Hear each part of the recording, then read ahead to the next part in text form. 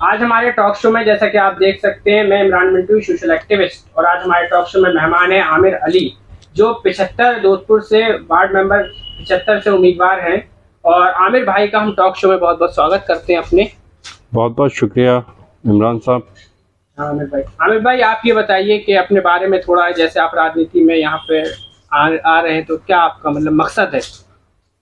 देखिए, मैं सबसे पहले मैं अपने बारे में बता दूं, मैं समाजवादी पार्टी में पिछले तकरीबन 15-16 साल से मैं समाजवादी पार्टी में हूं और अभी मौजूदा राष्ट्र सचिव हूं लोहिया वाहिनी में। और पिछली बार भी मैं समाजवादी पार्टी का प्रत्याशी था, वार्ड 58 था, लेकिन इस बार वार्ड 75 हो गया है वो। तो इस बार भी मैं टिकट मांग रहा हूं और मैं पिछली बार चंद वोटों से मैं हार गया था, लेकिन जो अपनी गलतियां हैं उनसे मैंने सीख के कुछ आने वाले इस चुनाव में अपनी गलती को सुधार के मैं अपने चुनाव जीतने की अपनी प्रक्रिया में मैं लगा हुआ हूं।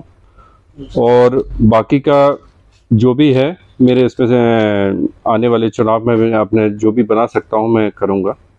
जैसे कि आपका वार्ड 75 है, तो उसकी क्या समस्याएं जो जनता को आप दूर करेंगे?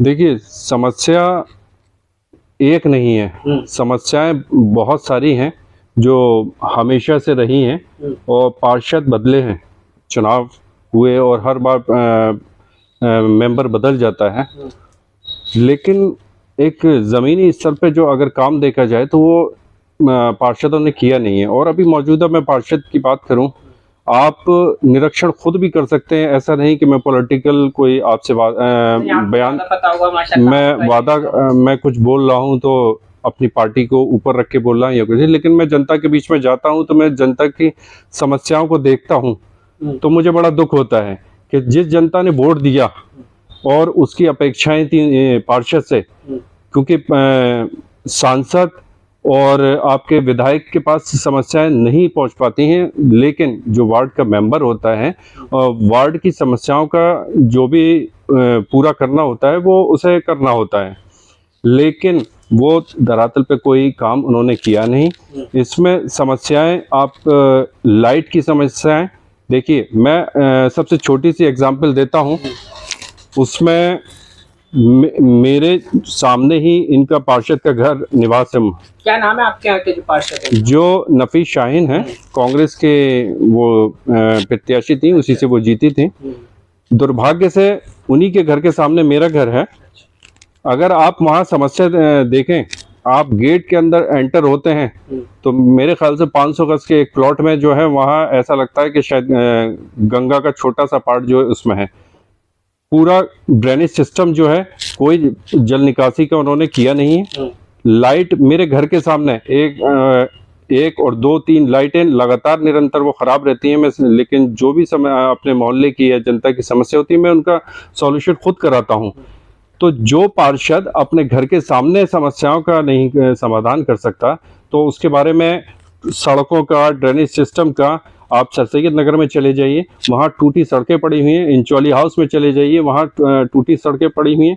नाले में गंदगी ऐसी पट्टी पड़ी है कि जब ये बरसात का एक जिसे बोला जाए एक अनइवन एक 4 या 5 दिन बारिश हुई तो वो घरों में पानी गया था, ऐसा हो गया था बिल्कुल प्लेन, जैसे कि यहाँ पर नहर वो बह रही है।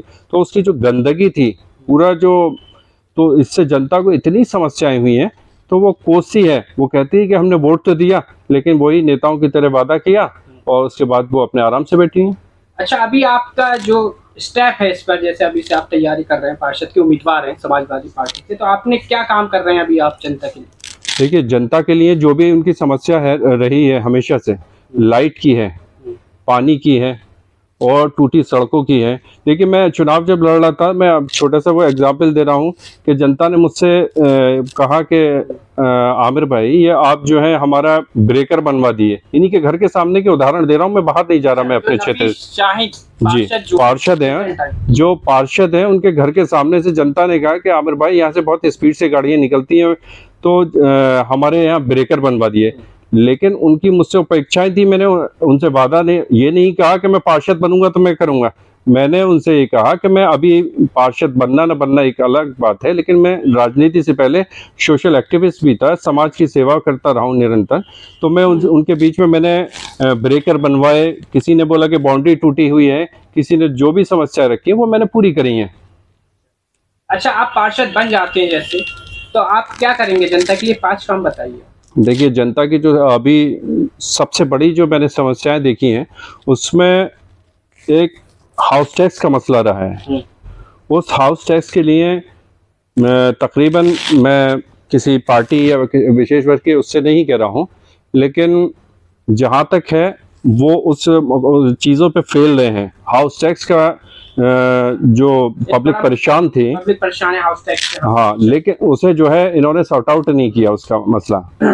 तो सबसे बड़ा मुद्दा उनका हाउस टैक्स का है। मैं आगे अगर होता हूँ पार्षद, तो मैं इस समस्या जो जनता जूझ रही है उसे सबसे पहले उठाऊंगा और उसका कोई सॉल्यूशन करने का मैं कोशिश करूंगा। सब पार्षदों से या सबके बीच में, कोई ऐसा नहीं कि मैं अकेले के उस पर वो सारा उठा सकता हूँ, सबके बीच में करके इस चीज को मैं उठाऊंगा पब्लिक के मुद्दे। आप हमारे जनता के सामने हैं और हमारे टॉक शो की, और हम सच ही दिखाते हैं अपने टॉक शो पे, तो वादे वही करिएगा जो आप बनने के बाद पूरा कर सके।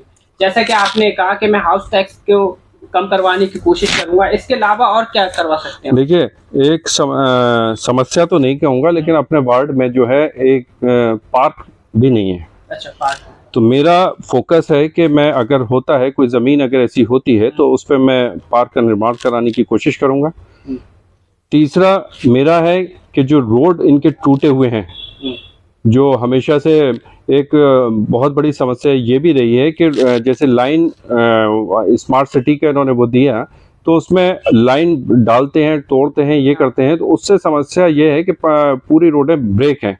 तो मेरा फोकस जो रहेगा वो रोड पे रहेगा, क्योंकि एक्सीडेंट बहुत हुए मेडिकल रोड पे। निरंतर मैं न्यूज़पेपर में पढ़ता रहा हूँ, लोगों के बहुत ज़्यादा एक्सीडेंट हुए हैं। बीच में पिलर्स भी थे, वो भी हटवाए हैं। एक सोशल एक्टिविस्ट नहीं हटवाए थे वो, मैं किसी का नाम नहीं लूँगा, लेकिन हाँ वो समस्या थी। तो यही, और आपका ड्रेनेज सिस्टम, मैं आपको बता ही रहा हूँ कि ड्रेनेज सिस्टम बिल्कुल फेल है, तो उसके लिए मैं ये आवाज़ उठाऊँगा। तो इसे समस्याओं को पूरा मैं कोशिश करूंगा। रोड पे जो पाइपलाइन डाली जा रही है उसमें तो सरकार ये कह रही है स्मार्ट सिटी हम ला रहे हैं उसमें, तो स्मार्ट सिटी का वो काम स्मार्ट सिटी कितने साल चलेगा पता नहीं, हो सकता है कि आज़ादी मिलने के बाद 75 साल बाद, शायद 75 साल में रोडें संभालेंगे। नहीं, और एक ऑफिस भी बनवाया, 406 करोड़ रुपए उसमें खर्चा है अलीगढ़ हैबिटेट के नाम से, जिसमें योगी जी आए तो इन्होंने उद्घाटन करा। तो काफी वो तो कह रहे हैं हम काम कर रहे हैं, अलीगढ़ को हम एक नया नक्शा देना चाह रहे हैं, एक नया लुक देना चाह रहे हैं। अगर ऐसे जनता के बारे में होता, हैबिटेट एक बना, एक बिल्डिंग बनी, बहुत हिस्टोरिकल बिल्डिंग भी लग रही है देखने को, और बहुत खूबसूरत बिल्डिंग भी लग रही है, लेकिन 400 कुछ करोड़ का अगर 406 करोड़ की योजना अगर उन्होंने यहाँ लागू करी है, उसमें चंद लोग कुछ उसमें बैठेंगे।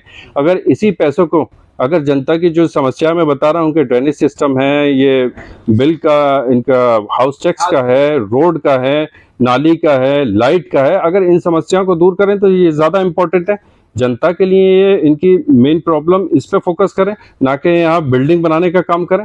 बिल्डिंग से कुछ क्या मतलब, इससे क्या रोजगार मिलेगा? इससे कोई हल नहीं होगा। ये तो सिर्फ एक कैमरे लगवाएंगे अलीगढ़ को, एक स्मार्ट सिटी में जो अलीगढ़ आ रहा है उसको काफी डेवलप सिटी हम बनाना चाह रहे हैं। देखिए, अभी मौजूदा हाल जो मैंने देखा है उस पर कहीं स्मार्ट सिटी का कोई ऐसा दिख नहीं रहा, और ना ही इस पे कोई प्रॉपर वे से काम हो रहा है। इसमें तो एक मेरे ख्याल से आगे चल के जब भी कभी इस पे जांच होगी तो भ्रष्टाचार की और एक पोल खुलेगी इन लोगों की। अच्छा, ये 406 करोड़ रुपए जो आए, इस पे आप कहना चाहते हैं कि भ्रष्टाचार का एक लगेगा? अगर जांच अगर होगी, क्योंकि ये कहाँ पैसे का क्या यूटिलाइज है? अरे जनता की जो मूल समस्या है उनका वो करे ना। रोड बने, सड़क बन रहे, वो तो बन रही है अभी हल्के हल्के। कहाँ बननी है? स्मार्ट सिटी कहाँ बननी है? आप उसी के बराबर में हमारे पूर्व लेट ख्वाजा हलीम साहब का घर है, आप वहाँ से अगर देखें तो गड्ढों की शुरुआत हो जाती है। वो तो योगी जी जब आ रहे थे तो जल्दी जल्दी 2-3 रोडों को जो है ना, जिस रोड से निकाल रहे थे, तो उसका उन्होंने समाधान करके उसमें दिखाने के लिए क्या बहुत स्मार्ट सिटी में हम लोग रह रहे हैं। मतलब ये है कि स्मार्ट सिटी के नाम पे एक तरह से सरकार जनता के सामने दिखावा कर रही है। दिखावा कर रही है एक बिल्डिंग बना के कि हमने ये कार्य किया। मुझे नहीं लगता यहाँ हॉस्पिटल या कोई कन्याओं के लिए कोई माध्यमिक कॉलेज या स्कूल कुछ खोलते हैं वो ज्यादा जरूरी है, मेरा तो ये मानना है। और बाकी का हो सकता है सरकार की सोच क्या है वो सरकार भारतीय जनता पार्टी बता सकती है, मैं नहीं बता सकता। चलिए आमिर भाई, आपकी सोच बहुत बड़ी है और काफी अच्छी सोच है आपकी कि जनता के हित में काम होने का मतलब, स्मार्ट सिटी का मतलब ये है कि कॉलेज बने जो इसमें हमारा युवा पढ़े और हॉस्पिटल बने, रोजगार का कोई ऐसा इंडस्ट्री लगाएं जिससे कि वो बने। आमिर भाई लास्ट क्वेश्चन मेरा आपसे ये है कि आप पार्षद के लिए आ रहे हैं 75 वार्ड से जोधपुर से, तो आप क्या जनता से अपील करते हैं? देखिए, मैं जनता से यही अपील करना चाहूँगा, एक ऐसे कैंडिडेट को चुने जो शिक्षित हो और उनके 24 घंटे उनके लिए हमेशा वो हाजिर रहे। कोई ऐसा ना हो कि आप उसे कॉल करें या दरवाजे पीटते रहें और वो सोता रहे और उनकी समस्याओं का कोई हल ना हो सके। अच्छा लगे या आप लोग भी हमारे टॉक शो में आना चाहें तो आ सकते हैं और हमसे कांटेक्ट करें। और अगर